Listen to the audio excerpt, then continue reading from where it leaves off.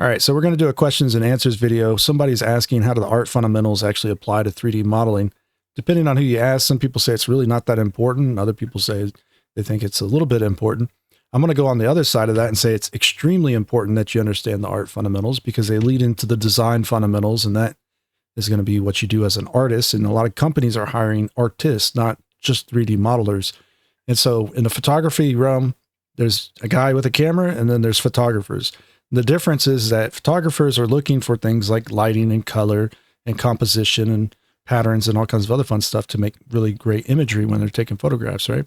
Well, in the 3D realm of this, if you're just a guy that downloaded Blender and you don't study your art fundamentals, you're trying to get an artist position at a game studio, it's not going to help you just to know how to 3D model. You need to know how to maybe frame things, compose things, create really just interesting works. It might be tasked to do with all kinds of stuff that has to do with art. So these companies or these studios, they're hiring artists, not hiring just 3D modelers necessarily. And so I think it applies all over the board, personally, unless you're just doing super realistic 3D models. Maybe it's not so important then, but it starts right at your portfolio. So, and I see this a lot on like different social media, job post is put up. I need a character artist or environment artist to help me make something, or a prop artist or something. Bunch of people throw out their ArtStation portfolios, and you start looking through those portfolios, and what do you see? Lots and lots and lots of just mediocre art. And it's not to knock anybody that's done that, but you need to be honest with yourself sometimes. There's a reason why it looks mediocre, and that's because these people have just picked up Blender, and they have not focused on the art fundamentals up here. And art fundamentals lead into design fundamentals, and at the end of the day, an artist is a designer, and when you design things, you're creating experiences. If you're going to work on games, at least, it's all about the experience. So the environment artist needs to make awesome environments. The character artist needs to create awesome characters. And the art fundamentals are just kind of a guide on how to create better looking stuff overall. It's like a cheat sheet almost. But if your portfolio is lacking, you're not going to get those jobs. And if you want to create really awesome imagery, you're going to want to bump up your levels at some point so that you're not just a standard run-of-the-mill 3D artist that picked up Blender.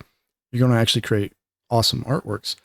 And so, your portfolio, things like composition, rule of thirds, just framing something correctly, perhaps, goes a long way. If you put your subject at a point or on a third line or whatever, super, super important to, start thinking about composition. When you have subjects in your scene here, I don't care if it's like a mountain in the background or whatever, maybe a building or a lighthouse on a little thing or whatever, right? That they're going to create shapes. Everything in an image is shapes at the end of the day. You need to try to create the relative shapes that you need, right? So if you're doing a lighthouse, obviously it needs to look like a lighthouse. But if you're going to be doing any kind of image, the way these shapes lay out inside of the frame, that's composition, guys. That's what that is. When you have shapes within shapes, right? This is also composition. That might even be a poor example of one, but that's part of composition. Your shapes have their own compositions. So if you create a shape, you could run a grid through it, right? Or you can try to have that grid slightly like your topology would run, right? So you can do things like that perhaps, or maybe you have an opposing grid or something like this. So you can do all kinds of things with shapes and composition and come up with different forms and designs. But the main idea is when you create a shape, usually you create complementary secondary shapes. That's kind of the idea. Once again, this is going to get into shape form. Shapes, of course, being 2D, forms being 3D. When you start working on 3D objects, you're doing all of this on every section of your object, right? Bottom, top, left, right, all that. And so this is why a lot of 3D artists are going to fail at creating good-looking 3D artworks, because you're playing around with the vertices, the edges, and the faces, right? In order to start creating your 3D models. But it's really hard to do when you're fiddling with vertices all day and subdivision or whatever else you might be doing. This is why I highly recommend just sketching and learning to draw. Even if it's not great artwork, you can always refine it to a point that you can actually start to model off of it.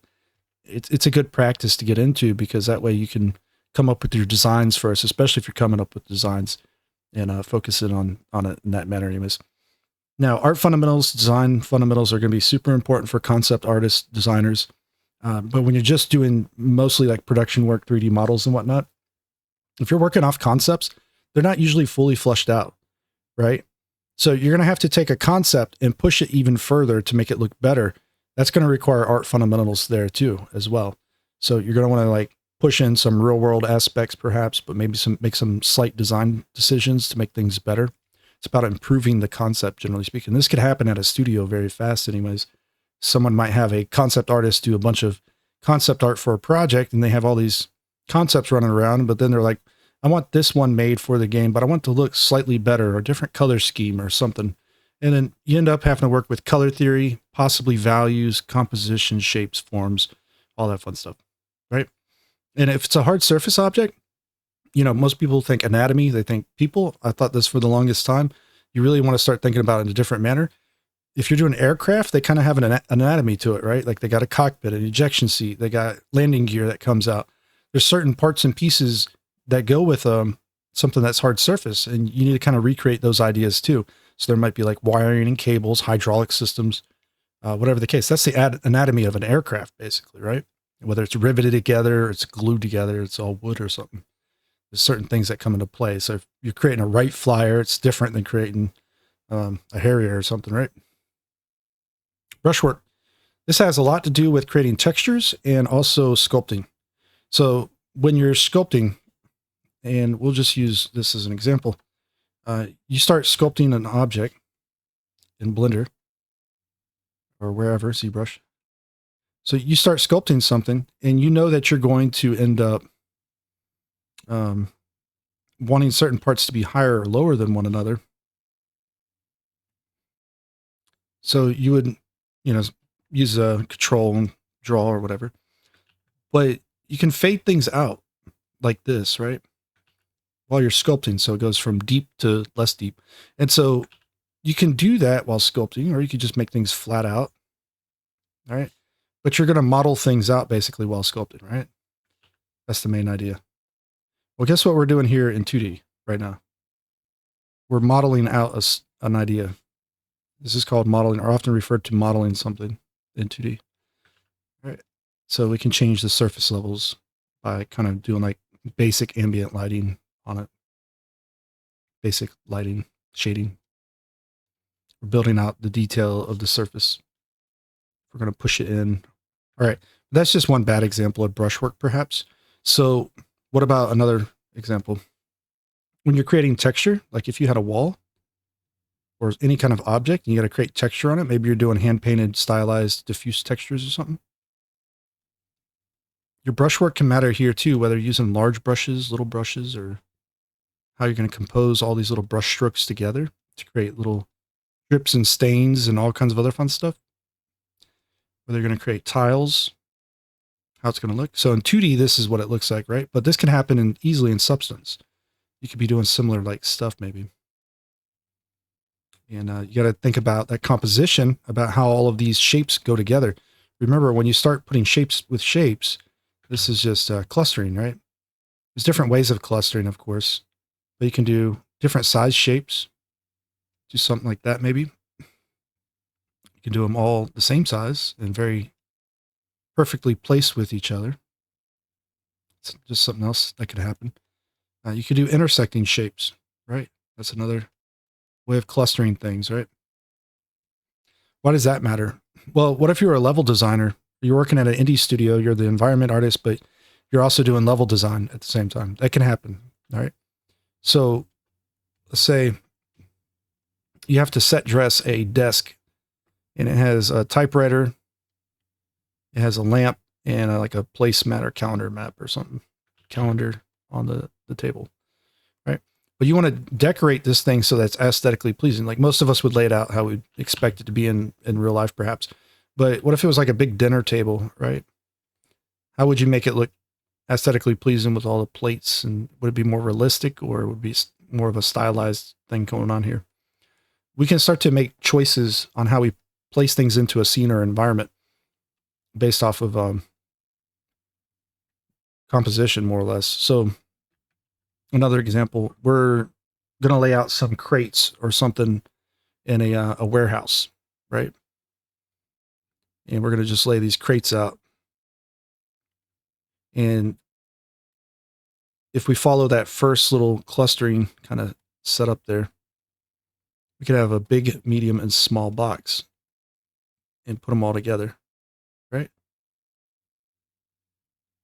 So I'm just trying to do that last one like that. But you get the idea. This is kind of like this one.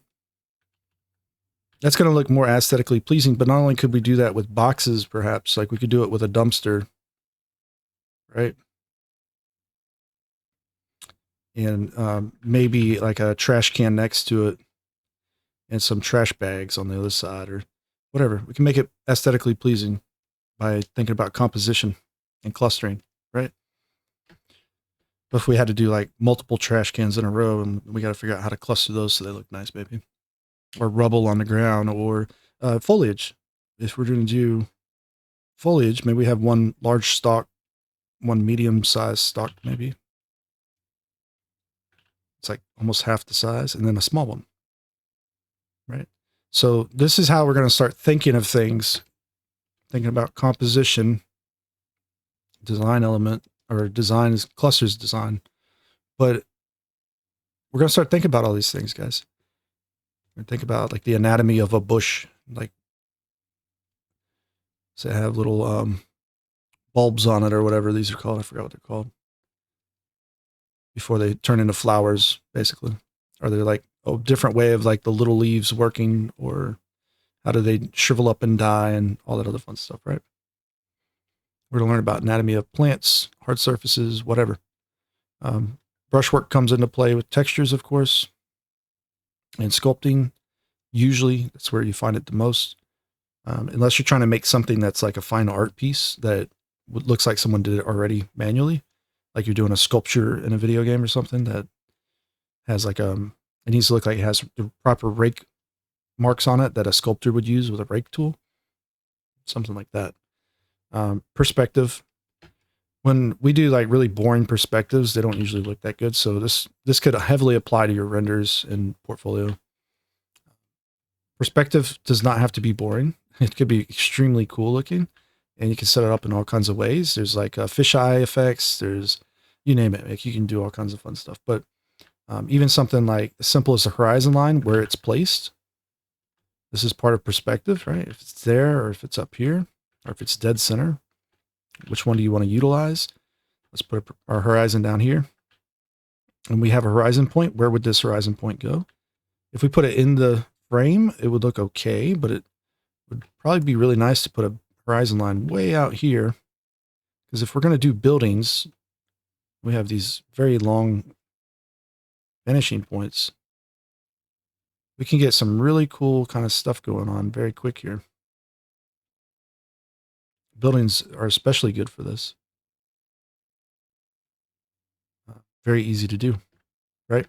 But if we were doing, so you need to frame your buildings in, when you're going to render them, at least if you're going to do buildings, maybe you want to frame them like that before you render them. Set the perspective up like that. You can also change the focal length, right? So sometimes in photography, you have background lights, and they're out of focus basically. So you're using a certain type of focal length that creates these little balls of light in the background. That's called bokeh usually. So in 3D realm, it's very similar to photography because we have digital version of a camera, right? In Blender, we can change the depth of field. We can put lights in the background. We can blur them out. We can create digital bokeh on or behind a subject anyways. And so we need to know these kinds of things. So that's playing with focal length, right? That's photography. And that's the thing about it, is that once you realize when you're working in 3D, you're doing virtually everything. Okay. Like 2D heavily relates to 3D because they're both visual arts. Sculpting's a visual art, graphic design's a visual art, videography's a visual art, photography's a visual art. You see where we're going with this? So when you're in a 3D environment though, you're not just only working with like photography necessarily. Like you're going to be dealing with focal lengths. You're going to be dealing with cameras. You're going to be dealing with perspective. You're going to be dealing with lighting, like how this thing lights here, whether it's going to use darker light tones or whatever. Right. So you need to set up your daylight system so that it creates the look or effect that you're going for, at least. And it has the proper shading on it. So that way, you know, you can see exactly what's happening here, though, for the most part, is that as it gets shaded and lit, well, that's lighting, guys. That's tones, that's values, all that fun stuff. So it creates shapes. And how those shapes are composed together is basically clustering, right? It's so interlocutory, I guess, is the best way to put that. It's all related to one another. It really is. And once you recognize that and you realize that, you're going to wish somebody had told you to study art fundamentals more from the start. Like, honestly, it's just ways of cheating the system, basically. Like a way to create really cool artworks very fast. That will wow people even. Like, they'll just say like, oh, you're an amazing artist. And they don't know why. And it's because you take the time to practice this stuff, right? Really think about what you're doing here. And little things matter, like color theory we barely even talk about, but color theory is very important too. Using values as well. Every little color difference can be seen with the human eye for the most part in digital. You can actually see more outside of the computer screen, but here's the thing about it. It's so, your eyes are so sensitive to it, or the viewer's eyes are so sensitive to it, that it matters. Like every little thing matters to some degree. Depends on the display device they have too, but like if we were to just saturate all the way down, that's great. But if we had just like a number up, right? Like one integer up or whatever, this gray with a little tiny bit of saturation to it, so it's a little bit more blue, we will pick this up as we look at this. On the darker ones, maybe not as much, but on the lighter ones, it starts to become a lot more apparent. There's just a slight bit of blue to that, and you can see it clear as day, right? It's a very small amount. And so you kind of learn these things as you play with the arts a little bit more. Like the difference between like a bone black or like a titanium white and an ivory white. It's literally like a couple points difference in saturation and a change in hue, right? And so the more you learn about these kinds of things, the better off you'll be. Because not only do we have to learn about this, right? This is like the core of what you should be knowing as an artist. This is what makes you an artist. The other stuff is more technical. So like understanding color space or what bit depths to use. That's something entirely different. Understanding how to work with vertices or Bezier curves. Those are tools to make things happen in digital, right? But that doesn't make you the artist that you're trying to be. Okay. If you're really trying to be an artist, you have to start focusing on this stuff. There is kind of a cheat to get around understanding all the fundamentals. And I do want to mention this because a lot of you're going to struggle with fundamentals for a while. It's going to happen. But the main thing is that there's a way to kind of cheat this. And this is why some people say that learning the fundamentals is not important as a 3D artist, right? And that's because you can use references. Okay. You can look at the real world and start to create things very detailed and very accurate off of the real world. And a lot of times, if you don't understand the fundamentals, you can kind of wing it and get through it by looking at the references and creating off of those. Okay. But you do want to practice them nonetheless, because there are going to be times it's absolutely like impossible to always get away with that. Like if you have to come up with a new design, like you're trying to create some kind of like building, right? You're not going to be able to do that necessarily just by looking at references entirely. You'll see what I'm talking about if you try it, if you haven't done it before. Like create a new robot, right? You can get pretty far looking at references, but you're always going to end up with kind of something that doesn't look right. And that's because you don't have the practice with shapes and forms and composition and clustering and breaking shapes up. That stuff becomes important at that point because you're doing more concept design stuff, right? So you can kind of wing it with real world references. Just if you don't pay attention, like don't make what you think it is, just make what it actually is. All right. That's the trick with using references. Like you think you're making a car, don't worry about the car. Worry about the curves, the edges, worry about the reflections, worry about that stuff. You can come back to the idea of making a car later on. Like when you look at it, it should already look like a car if you just paid attention to those things. And even if you're going to create artworks or designs, use references. Your mental palette's not always going to be built up to the point you need it, where you can get away with not using references. Okay. You can try to do a little bit of work without them for a bit. And then when you realize that you're not hitting enough detail for what you're trying to create, you can start keying in on some references to fill in the gaps in your mind, basically. And then you can kind of go back later on and just work out of imagination again later, perhaps. But you do have to practice this stuff. It doesn't happen naturally. It is something that it really bothers me when I see people saying not to learn it, because you really should. You should be taking a little bit of time, kind of each day or each project that you work on, at least each project that you're working on. Take the time to think about how the art fundamentals apply to it, how design fundamentals apply to it, and write them down if needed, right? I don't have the design ones up here, but if you just look up art fundamentals or design fundamentals, you can find multiple lists online in the search results. There's different lists depending on, what website you go to. Some of them kind of approach it from different manners, but I'm not going to say not to do that. I mean, take those lists and just put them to work, basically, right? Like, I'm not going to say that like a different list is wrong, but it's definitely like you can learn a little bit from each of them is what I'm saying. Start thinking about like how you're going to do things. Also look at other disciplines of visual arts. There's nothing wrong with that. Like if you're trying to create a animation or a film or whatever, who deals with animation or live video anyways, like videographers. Look at how videographers work with the different lighting setups and stuff like that, or photographers or painters, even if you're trying to come up with concepts and designs that are very, maybe like need a painting in a video game and you got to make it yourself or something.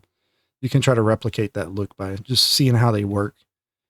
It's not always how you would do it in digital, but it's still good to understand. Like if you see someone painting with watercolors, for example, and they're going to say, they're going to show at some point in one of those videos that they use salted watercolors more than likely.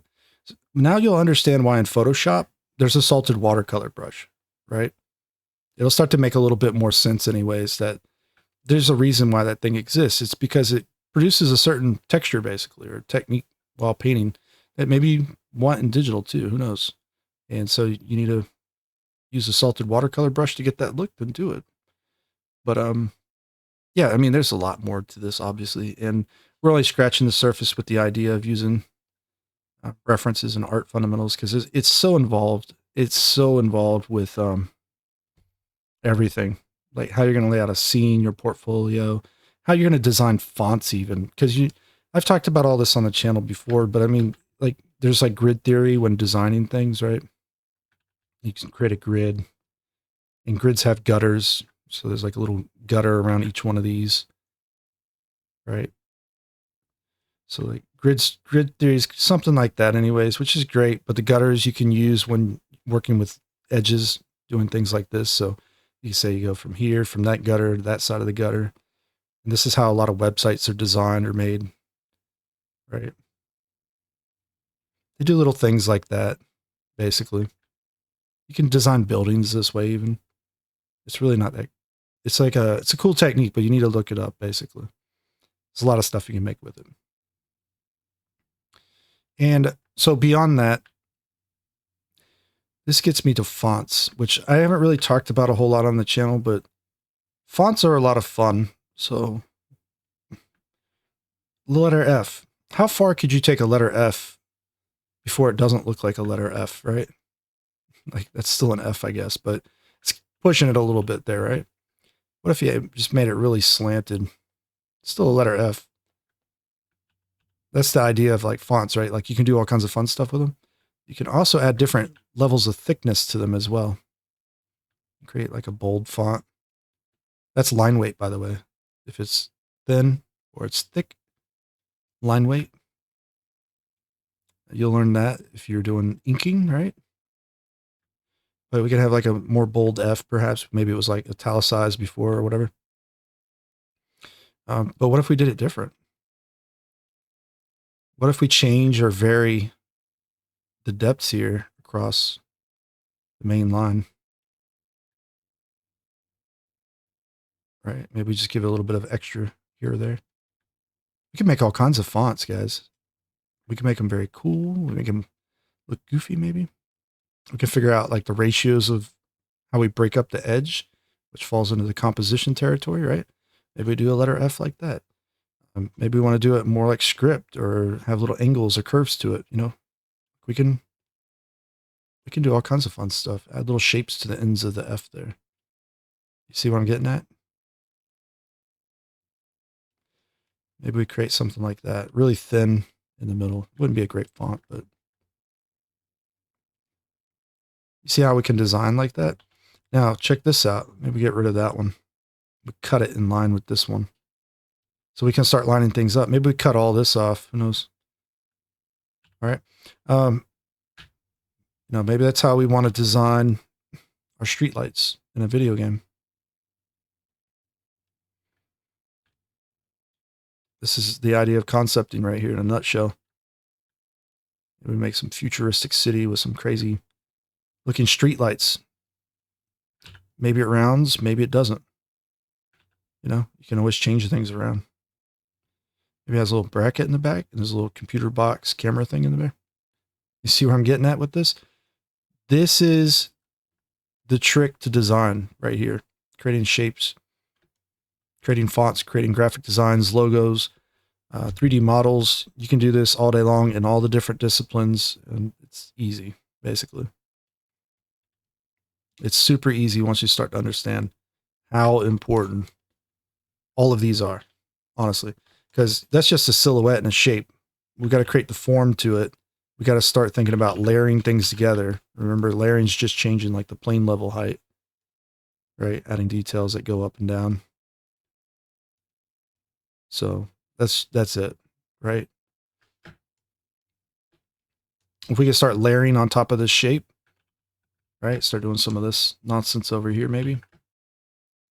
Start creating forms. And then break it up, add some colors to it, perhaps. And maybe we do that. Add the anatomy I would like to think of anatomy for a lot of concepts that you come up with is going to be form versus function. All right. So form and function. You can start with function or you can start with form, but you're going to have to create both of them at some point or another. And you can vary on how much functionality it needs. We're not engineers. We're not recreating things for real life necessarily, unless you're working on like a movie set maybe. But for the most part, we're just trying to create things that are believable and they should have some functionality to them. So a street light's very easy. You make it shine down. There you go. You got a street light now, right? Is the center of gravity realistic? That's part of the functionality. You still have to think about things like that, perhaps. But ultimately, you have to make a judgment call there. Does it look balanced? Does it not look balanced? And that's a design fundamental, right? Balancing. There's so many. This all applies to artwork so much. It's crazy. And this isn't even going over the idea of creating nice, clean geometry that is subdivided well or texture weld or optimized. This has nothing to do with 3D at this point, right? It has everything to do with objects and how you work with objects and the art fundamentals, how they apply with them, right? And since you create objects in 3D, it all applies to your 3D objects. You see where I'm getting at? That's why I wanted to make this video, talk about it. And unfortunately, even though I just rambled on for who knows how long now, I'm not even checking, but somebody's just going to skip over this. It goes in one ear, out the other. They don't pay attention to it. And that's why you see so many portfolios the way they look. You have to play around with these kind of fundamentals to really improve, basically. And it takes time. That's all. The more you play with it, the better you get at it. Before you know it, it's been 20 years and you've mastered it and you'll be an awesome artist. All right. Just do it a little bit each day. I would say, do a little sketching each day. You only have to spend like 10, 20 minutes to make cool stuff and then you move on with the rest of your day. I do it for warm up. I try to sketch every day just a little bit. And I'm not even going to say I've improved a whole lot, but you know what? I enjoy it. It kind of gets me ready for the day of creating things. And find one that you really like too. I like doing the fonts personally. I think it gives you a chance to play with like really narrow shapes. Whereas if you try to do like big blocky ones, I don't find those as interesting. And the curvy ones I'm addicted to, obviously. So I love playing with like the crazy curves that you can't actually, well, you can model them, but it's a lot more challenging, I'd say, to model anything like that because, you know, polygons and curves and Blender and all that, you know, gets a little bit challenging, right? So it's more challenging maybe in Blender to model it necessarily, but sculpting it's actually kind of easy. So anyways, then it means retopo and more technical stuff that you'd be doing as an artist, 3D modeler. So anyways, that's it for this video. I hope you enjoyed this one, and I'll check you out next one. All right, take care.